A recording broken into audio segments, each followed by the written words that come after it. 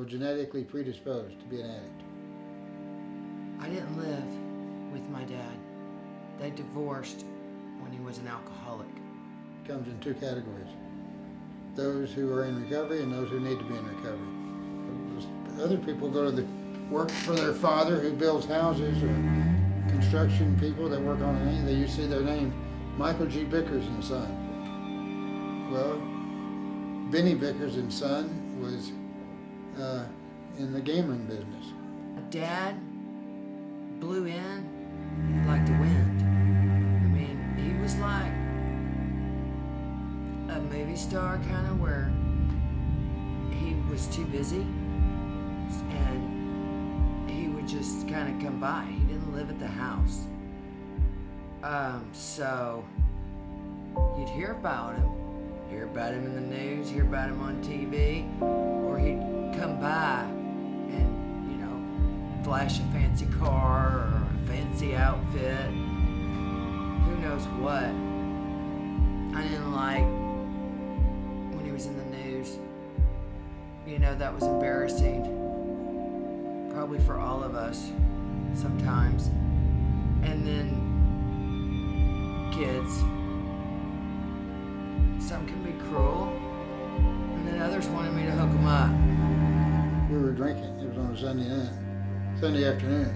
It was night by the time we got back, and we were both pretty buzzed on alcohol.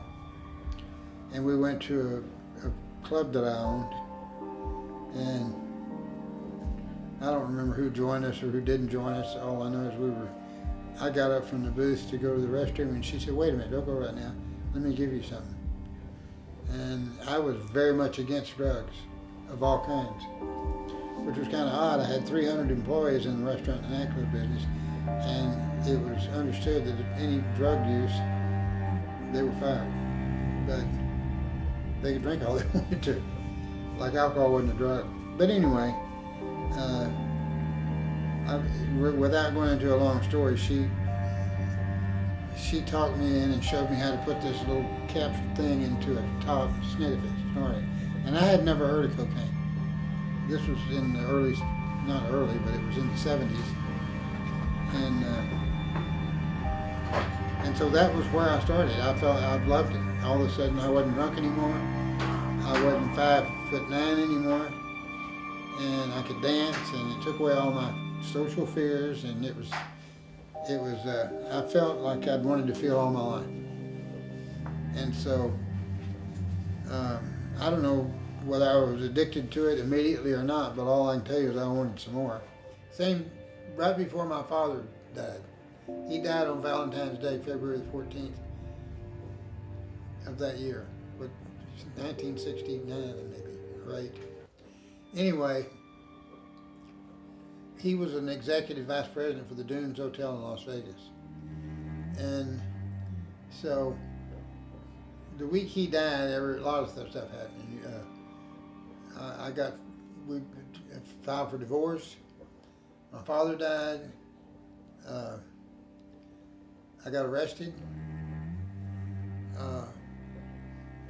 And so as soon as I got arrested, I knew that I was gonna lose my liquor license and not gonna be able to have those clubs anymore. How does it not affect your childhood when your daddy's the biggest drug dealer in town and he's on the news, and not just in your town, in Los Angeles, California?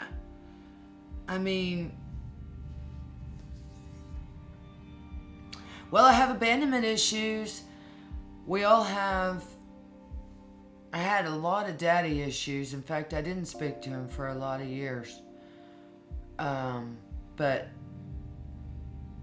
in my 30s, he worked hard to make amends. I had written him a letter that was not very nice and told him how I felt about him.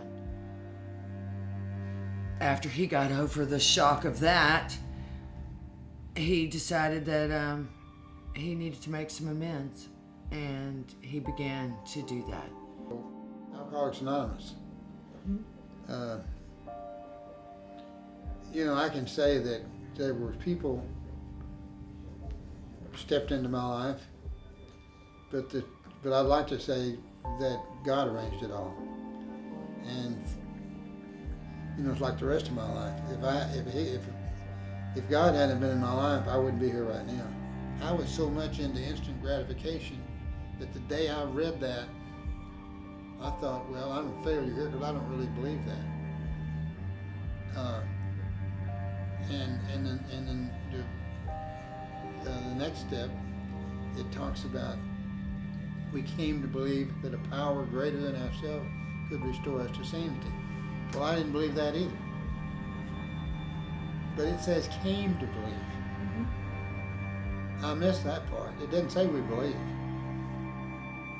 Well, over time, I came to believe that. And I came to believe that I was totally insane.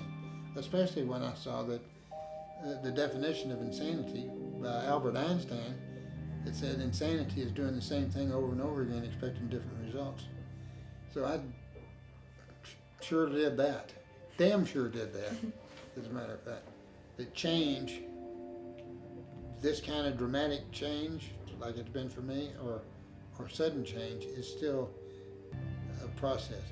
It may be a sudden process, a quick one, or it may be a long one, but it's a process.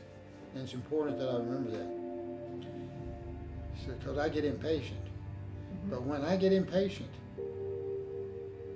I have to remember how patient God was with me.